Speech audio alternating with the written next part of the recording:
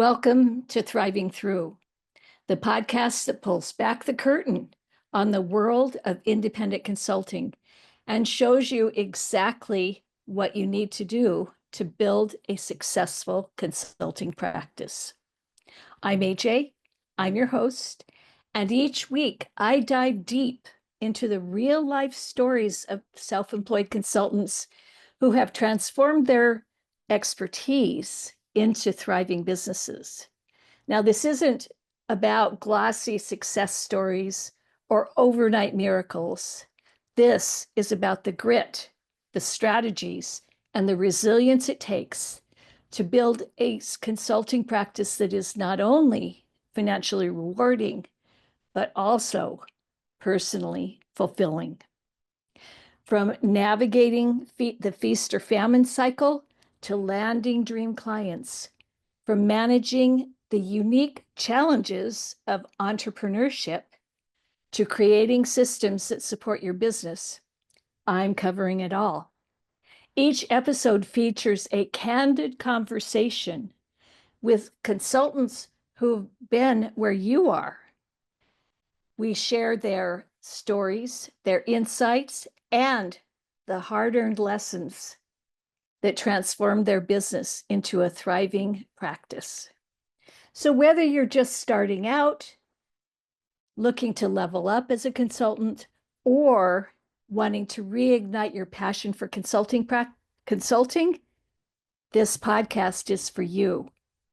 It's your weekly dose of inspiration, insight, and strategies that will pump you up and motivate you for the rest of the week. So grab a cup of coffee, get comfortable, and get ready to learn, get inspired, and most importantly, to thrive. Welcome to this episode of the Thriving Through podcast. Today, my guest is Maartje. She is a self-employed consultant, and her company name is the Chaos Games Consulting, which is really intriguing name. So welcome. I'm so glad to have you on the podcast. Thank you for having me. And yes, the name is a bit of a hurdle, but yeah, Maartje. If you go on LinkedIn, I'm the first Maartje that appears, so we don't need to deal with the rest of the name. That's even more impossible. And you probably are used to your name being slaughtered by stupid Americans that don't know how to decipher the ways. And no, I don't. I'm seldom offended by that. I always joke that I respond very well to "Hey, fabulous lady," or you can call me M, because then I'm the boss of all the James Bond division, right? So I'll take any of it. I love it. I love it. I'm going to call you both Awesome Lady and M. All right, M, let's get right to it. Yes. So when we talked earlier, you said you spent 10 decades in oil and gas before making a major pivot in 2024.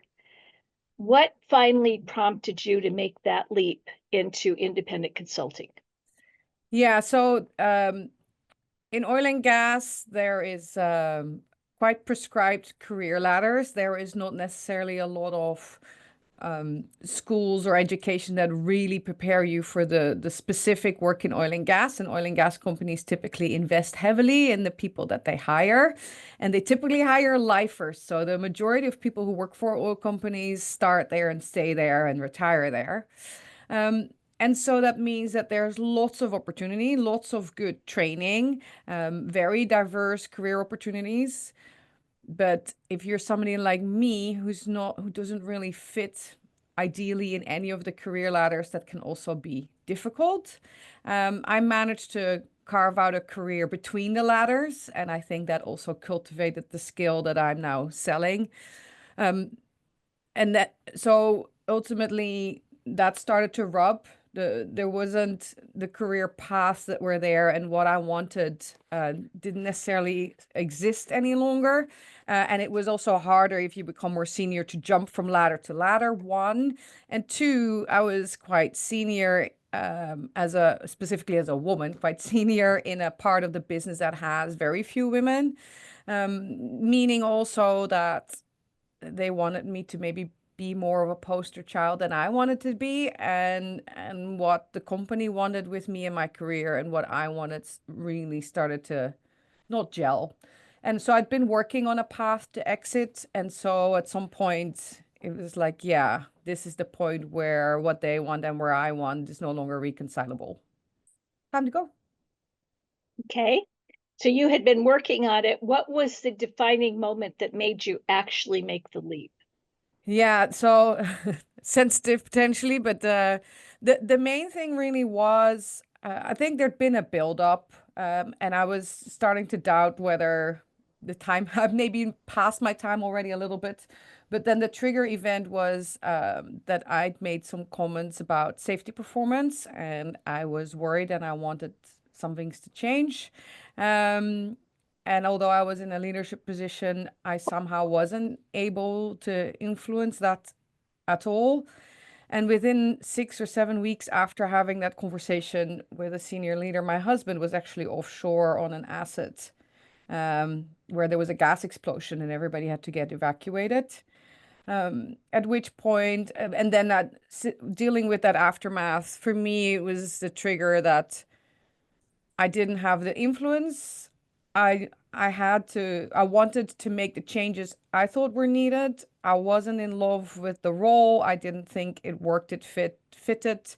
And any conversations about alternatives were about stuff that made my toes curl, not in a good way. And so I thought, okay, time to go.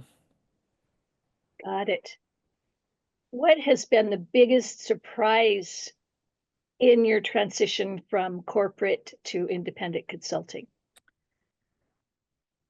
The biggest surprise is I don't know if it was a surprise, but maybe I underestimated how hard is this to get in the door anywhere on your personal title. I'm a speaker also. I get paid to speak, but it's been a journey to put myself on a stage. Whilst I used to get put on stages by my employer all the time. So I'm a good speaker. I can do training and I'm a good facilitator. I've done that for years. I've been trained well in it. I've been in front of huge audiences. But then putting yourself in front of an audience like that on your own title, wow, that's an entirely different beast. And because I didn't think about it, I didn't prepare for it. So I don't really have the legacy materials or yeah, I didn't prepare to carry that skill over in the way that I maybe should have, right? How have you overcome that challenge? Yeah, still working on it, but I I found, I think, the right help. I think that's one of the other challenges I ran into big time. I do think if you make that transition, you need to pay for help in certain things. There's things that you probably can do well and others that you're going to need help to do well. But finding the right help, particularly after you've paid for the wrong help and no longer want to spend money, right? That's really hard. So I do think I ultimately did find the right people to help progress my speaking career or the part of my career that's the speaking. But that's been an iteration and a journey, and that for me was linked to finding out where are the places I want to speak and who are the players in that space and how do I get into that network. Also because I live in New Orleans, which I love, but professionally it doesn't necessarily make the most sense. I chose it for different reasons. I knew that that was not going to be a challenge. So my networking is all more virtual, which sometimes is harder from a speaking perspective also, right? You don't meet people face to face, and so they don't know how you are in person. They get some idea from a screen, but it's not the same thing. Okay. So I want to go a little deeper into where you talked about as self-employed consultants, we need to recognize that we do need to get outside help and that we do need to pay for some things that maybe we don't have the skill or the expertise to do. Yeah. What advice would you give other independent consultants in kind of how to identify that and where to find the right resources? Yeah, so one of the mistakes I made initially is that I joined groups that felt attractive to me, um, but were actually filled with people who are not at all in the same businesses or the same markets. So I learned plenty, but the fact that the rest of the people there were not in my markets or my space meant that I didn't work enough on my messaging. So the example is that I ended up in groups with a lot of coaches and healers who work with consumers. I work in a business to business market. I work with medium-sized companies. I work with innovators and startups or former startups in tech. And instead I was working in, also a very attractive space to me personally, but none of these people were my colleagues. And so how you sell yourself and how you sell your product, some of it is transferable, but a lot of it isn't. And it also meant that I wasn't improving and iterating on my messaging around my offering for a long time because nobody in those groups could really give me good feedback about what I was doing. So um, I think that it's important that you find the help from people who work with others like you. I think that's extremely important. And I think there's also something about what is it that they guarantee in terms of the value that they'll actually deliver, right? So I think if people are confident in what they can do for you or what they offer you, there should be an opportunity to walk away. You're not immediately spending $25,000 with no opportunity to walk away if you already in week 2 find out that it's actually really not a fit. I think people who will do well by you want to work with you and say, okay, let's try this. I think I can help you, but it would also be okay if you then realize it isn't, right? That should be sensible from both sides.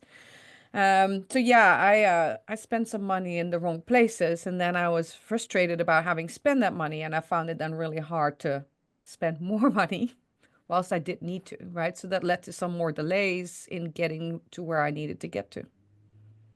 I can totally relate. I spent a ton of money on professional development and learned a lot, but probably didn't need to spend all that. And then I found out that a lot of what I did, I still wasn't getting the feedback, the personal feedback I needed. Yeah. So it's one thing for somebody to learn about how to define your niche. It's another to get people who are, your peers or your potential ideal clients to give you feedback on that to see if it resonates with them. Yeah. So I totally relate to what you're saying. Speaking of ideal clients, you alluded to a little bit who or what kind of company, and then within the company, which level, who is your ideal client? Yeah, so I have help businesses turn chaos around. So I target medium-sized businesses that are scaling, that are operating what's called VUCA environments, so volatile, uncertain, lots of ambiguity, or businesses that have gone through extreme growth, or maybe have a big organizational change because there's a lot of new partnerships or new collaborations. So they've merged or they're outsourcing. So the way they operate in terms of people is changing. Um, and in those businesses, I typically deal with the top level leadership, or I deal with their board members, or I deal with their investors. Because by the time I come in, they're all human, they're all hard workers. They're typically also former startups or in the tech space or in a quickly evolving market. Um, and so by the time I come in, they've tried really for a long time to do it all themselves and are finally at a point where they admit that they need some help. So then it's at quite a senior level. And then I typically come in to do some immediate triage. So that's typically a short-term contractual arrangement to get to a calmer place. And then sometimes there's a phase 2 or a phase 3. And sometimes that's where we start referring out to other specialists who are better set up to help these companies with their specific challenge at hand, right? Okay. What, so you talked about that they're volatile, that they're in chaos, that there's been changes. What problems do you solve for your clients? So the two prongs that I typically look at, I start with what I call diagnostics. So actually plotting what's all going on to find the biggest levers that will get us to better, right? Better and calmer and focused and progress again. I think it all evolves so fast that I don't believe in fixing everything. Let's fix the big things, and then other things will start to work itself out. So I typically talk about decision-making mechanics and people dynamics. To me, a lot of what goes wrong or what is wrong can be fixed with decision-making hygiene because it will fix your prioritization. It will help you identify whether you need to redo some opportunity framing. Do you still know where you're going? Does your organization know where you're going? What are the challenges at hand? Which decisions do you need to make? Are the right or the wrong people involved? Are you suffering from decision paralysis? It all comes back to good decision making and fast decision making under pressure. And then the people dynamics. Are your people engaged? Do they know where you're going? Are you resourced for this? In these collaborations, is there a culture mix up that's preventing you from progressing? Did you grow to where you are with a certain team, but that's maybe not the team that you need to now take it to the next level, etc. So those are the two prongs that I typically tackle. Okay. I love decision-making hygiene. Yes. Tell us We what need that it personally too, huh? People is. are quite poor at decision making, and if you add emotions and pressure and yeah, uncertainty, then it's worse. Yeah. Yeah. When we were talking earlier, you said that you believe your approach offers something different from the traditional consulting firms like McKinsey. What makes your perspective unique? Well, I always say I'm not married to solutions. I truly am not. There's a lot of people who have a lot of personal preferences. I'm more interested if your reasoning is good and your decision making is good, you should be able to convince me that that's the right decision for you, right? What I do struggle with is people say, "Oh, we need to go left. Left is right." But everything you're saying is not actually in alignment with that, right? Then we need to do work. So, I don't come up with predefined solutions.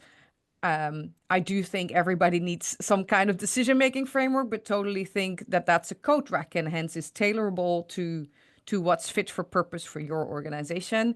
And I build up what I do on the basis of combining actually having been trained in Stanford decision quality and strategic risk management, but also in emergency training, right, from the Red Cross and from FEMA. And as a sailor, I'm a skipper. And so that decision making under pressure and with people involved, right? People who are dependent on you and high running emotions, I think combining those tools and plugging that now into business is something that's very relevant. I think that combination is important in how the world is evolving because everything's faster paced and there is more uncertainty and there's also more interdependency. Okay. Yeah. We also talked when we talked earlier about kind of an interesting paradox in your story that you have financial freedom that came from your corporate career, but it has actually been a somewhat of a challenge. Yeah, I love work. And so it was intriguing when I resigned. My colleagues were a little bit in shock and also assumed that I would be working within 3 months again. But I worked, they all know me. I worked the day I delivered my kids, right? All three kids were born later in the day, and I clocked my full 8 hours on the day I had them. I was back in no time. Yeah, I like work and I can work quite hard at times, and that gives me satisfaction. I think I have for me, a working balance, but from the outside, it looks like somebody who loves their job and is professionally engaged all the time. I actually stayed away from working longer than I thought, and everybody else thought that it was probably about 9 months or so. And then I didn't restart with a lot of purpose. So I just took on some random contracts that came on my path that people said, hey, can you do this? Can you help out with this? And then, yeah, in 2024, made the pivot to say, okay, I'm actually really going to pitch my business in a certain niche. And that's what I really want to do instead of this random collection. But yeah, I've made enough money. That I have some financial freedom. And so every time I struggle or have to do a lot of pieces, bits and pieces that I don't enjoy so much, there's not a lot of pressure behind it to get going, right? I don't, yeah. And I need deadlines or pressure to perform. I come out of that kind of environment. So it's been a little tricky to create that, yeah, to manipulate myself into feeling that kind of pressure to deliver, um because yeah, it self-motivation should come from within, but sometimes we also need that external pressure or a bit of a crisis to push ourselves over the edge and out of our zone of comfort, right? And so pushing myself out of my comfort zone has been a struggle, to be honest, because I've not had that pressure or the need to do that. Right. You don't, it's not like I gotta make money right now or I'm not going to be able to pay the mortgage or put food on Yes. the, you've been free Yeah. from. And nice as that is from a peace of mind standpoint, it sounds like it's kind of gotten in your way from a motivation standpoint because Yeah. you have to work. It feels like a bit of self-sabotage. Well, we humans are really good at doing that. Yes, for sure. We talked a little bit about how you initially, when you were networking, you were finding yourself with healers and coaches before finding your true peer group, which when we talked earlier, you said it was innovators and former C-suite executives. Yes. Why was finding a peer group so important to you? Um, so I like being around other people. I'm an extrovert introvert, so I need big groups of people around me. And I've always worked in project offices, etc. So these are the two small porta cabins where everybody has half a desk and is in each other's business all day. And although there are days that I didn't want that, going from that to being by myself at home, and then having a lot of clients that I interact with virtually, yeah, I missed having a peer group around. Um, I'd always had a bit of a schizophrenic distribution between my friend group and my work colleagues because I worked with a lot of men, and I was friendly with them. And then I had a lot of friends outside work who didn't necessarily, yeah, who were in very different careers. And so we talk about work as in this annoying colleague, or but not necessarily content wise. And so I was missing that replacement from my peers in the office. Um, I do better also when I see others thrive, or yeah, what you're trying to do with this podcast, right? See others going through these journeys, yeah, and be reminded that other people are going through the same things or doing it differently, or are not absorbing things or taking it as personal and just going on and reading situations differently. All of that. I think it helps with the self-doubt, it helps with the motivation, it helps with the energy, helps with the laughs. Love it. How, what was the journey of finding your tribe like? Yeah, a little painful because I think knowing I was going to come back to New Orleans and stay put here for a while, I knew that it was going to be slim pickings here. And then I think I just assumed it wasn't there. So in hindsight, I now wish I started looking immediately when I came back here because it is here. And I'm so glad I found these groups. But I'm also like, oh, I should have found them sooner. I would have been further along, right? But I feel always as if I could have been further along. Um, and I also realized I should have. I always, I didn't practice what I preach because what I preach is if you know what you're after, but you don't know how to get there, you need to say it out loud because then other people can help you get there. And so I should have told the world I'm looking for better peer networks because as soon as I started doing that, I started to get some really good leads on groups or networks or places or people to connect with. And so, again, I wish I'd done that sooner and recognized that sooner. I love that piece of advice. And I'd like you to say it again, that when you don't know where to If you go, don't know, if you know where you're going, but you don't know how, you need to declare intent.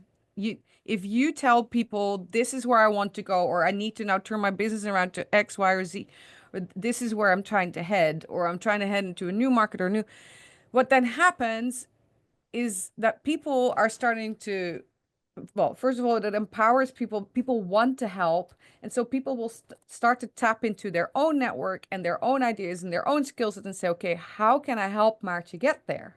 Right. And so I even had friends who are in completely different space who then thought, oh, actually, I know this guy who's my brother-in-law or whatever. He's in that space. I'm just going to ask him for her. Right. You don't know where it's going to come from, and it sometimes comes from very unexpected places. So I should have declared my intent sooner. that's great advice from somebody who's experienced it to others, is to declare your intent out loud to your networks so that they know how they can help you. Yes. Yeah. You mentioned too that you don't like being beholden to anybody, but you also don't like working alone, which is kind of a, so how are you balancing Yes. independence with collaboration in your practice? Yeah, and with that I mean, so the one of the last jobs in my corporate career that I absolutely loved was a piece of work that they typically would have given to a McKinsey or somebody else, right? And just by virtue of the space I was in and how it came about, I was doing that project and I led that project and I loved it. But I also realized an opportunity like that wasn't coming again. So, um, and it comes back to that I do believe in frameworks, like decision-making frameworks. I do believe in tools, right? I think they help people communicate and structure, which can be helpful. Um, I do not believe in prescribed solutions, and I see that so often. Um, and I'm also not willing to sell my soul. So there is a point where I disagree with the ethics and the decisions being made, and often the disrespect for individuals involved. Um, and I can work in that space, having worked internationally in very complex climates. Yes, I can bite my tongue and I can adjust and I can, but I cannot do that indefinitely. And I always make the joke that if, as a Dutch person, if I'm on a charter flight full of Dutch tourists who are misbehaving, I feel that, right? I feel personally responsible. If I'm on a charter flight full of American tourists flying down to Mexico and they're misbehaving, I'm like, well, they're American and I'm not. And I think that's human. But then being associated with an organization where you, yeah, it's that. That's the part where I struggle. I love collaborating. And yeah, and so and I don't mind if collaborations are temporary because I love people and I've moved so much. I believe you can have a really good, constructive, positive experience with others that is temporary. And you don't need to know each other 100 years to be effective together or to be have a very fun event together or to have a magical moment as just two humans who are enjoying the same thing. I love it. Are you ahead or behind of where you thought you would be by now? Light years behind. And Yeah, yes, I'm definitely behind where I want to be. Probably also where I thought I would be, but in other things, I've made also leaps and learned stuff that wasn't on my radar at all. Um, and some things have come full circle. So I've decided to start a podcast. So mid last year, I started a podcast. I'm into the 30s of terms of episodes. It's called The Business Emergency Room. Um, and it was only partially strategic. As a kid, I always wanted to be a radio DJ. I love talking, um, and I love putting stuff out there. I love having guests, and so I've been loving that whole journey. That was not on my radar, but it feels so right. I'm not entirely sure it makes 700% business sense, but it also makes at least some sense, and I can make it work. So yeah, there's been some happy surprising developments, but yeah, I'm hopelessly ambitious, and I'm almost every day disappointed with how much I didn't achieve. Yeah, but in all aspects of life, my kids are harsh to me on that too. I live far from reality, how much I can get done in a day. And the hilarious thing is that, yeah, as we talked earlier about how I was known in my career, people are all like, okay, how do you have three kids and then work all those hours? And then you're also out with your friends all the time and you're dressed up for every party and you're in everything. And all I think is, but I haven't done this and I haven't done that. Yeah, you have a taskmaster in your brain. Yes. Looking ahead, you said that after your time in New Orleans, that you're there for another 5 years, did you Yeah, say? I'm there till the kids are done with high school. I didn't want them to be nomads through high school. I didn't think that was fair. So, Mhm. yeah. So, but you have a vision of living 2 to 3 places globally while working 50 to 60% of your time, kind of a longer Yes. vision. How are you structuring your business to make that possible? Yeah, I think it's already a little bit the case, right? Because I don't work necessarily locally, and I travel to my clients, but I don't. Not all of the time has to be in person or in contact. In direct contact. Typically, so far, a lot of my clients also have presences in multiple continents. So I think that's also the attraction to me, right? That I can work in different places and really understand how they work. So, um, and then if I'm looking for speaking engagement and teaching engagement, coaching engagements, I think I can also take that to different places. Fortunately, with the type of clients I have, there's globally some very clear hubs where that this takes place, and the leading language of work is typically English there. So yeah, I have confidence that's doable, and I think it's already happening to an extent. We already have since 10 years a place in France, and so that's part of our lives. Um, I can be there, work from there. Mhm. Um, I can be here in the US, and yeah, hopefully that becomes less ordained by school holidays soon, huh? Right, right. What advice, this is our wrap-up question, what advice would you give corporate executives who are feeling like you felt, like that environment just doesn't fit them anymore? What advice would you give them in making the leap to independent consulting? Yeah, I some some have a really clear idea about what they want to do, right? I had some idea, but not very clear, but I also didn't want to stay any longer. So I was ready to jump and I did. And I don't think I could have stayed around or in staying around and then trying to in parallel develop what I wanted to do. I don't think that would have been a working formula for me. I do wish that I'd taken away a little bit more or thought about that. So I don't think I actively enough asked for some recommendations from colleagues, that I gathered some footage and stuff from things that I'd done. Um, I didn't really think through how poorly your record and your image from within a big corporation carries through to the outside world. And although I knew that, and for instance, I got a coaching accreditation because I knew my people skills didn't ooze off my CV, but it was very much, or my resume, but it was very much what I was known for, the people dynamic side on top of all the technical stuff and the general management stuff.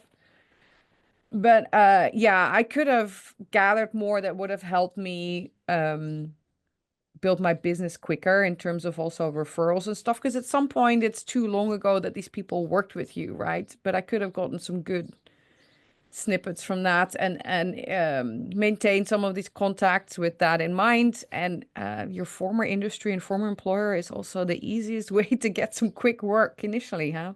And I kind of really turned away from that industry, and now I'm like, yeah, maybe I shouldn't have turned my back on it completely, because that probably cut into my own success some. Okay, so what what I'm kind of hearing is build your runway and anticipate what you're going to need to build your credibility and your brand authority once you're out of the, sort of safety net of the company, Yeah.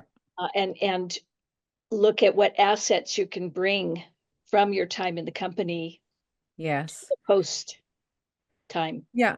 Yeah, and then once you've decided on your niche and what you want to do, don't shy away from turning back to the industry you left, where your background has more meaning than a new industry, right? Because that will be an easier door to knock on than others. Yeah, good advice. Yeah. Good advice. Any other last words of advice for self-employed consultants? Yeah, I think it's hard. It's harder than I thought. And every time I ask myself, I also don't want to do it anything differently. I want to also very much prove to myself that I can do this and that I gave it an honest go. Um, I struggle as a woman a little bit with the fact that that I think women in our position struggle with all around, is that I get a lot of unsolicited advice from men.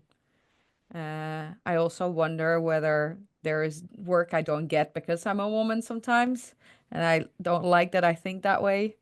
Um, but ultimately, I need to keep reminding myself that I need to go back to saying I can actually help businesses, survive, and that's what I want to do.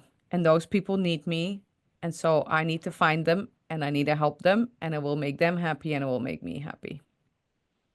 Yes, you are providing a service to them, which it Yes. when you're self-employed consultant and we're busy worrying about all the marketing and the messaging and the client work, it's easy to kind of forget the bigger picture, which is we're providing a really important service Yeah. to companies out there. And if you're working with a prospective company and there is the sexism going on, well, maybe they're not your ideal client. No. And maybe you don't want to work. No.